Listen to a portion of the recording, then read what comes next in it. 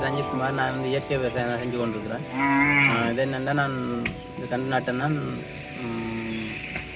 இது எரு போட்டு 3 நாள் விட்டு அதுக்கப்புறம் தான் நான் இது நட்டேன். நட்ட பிறகு எனக்கு நல்ல பலன் தந்துருக்கு. மார்க்கெட்லேயும் நல்ல இது இருக்குது.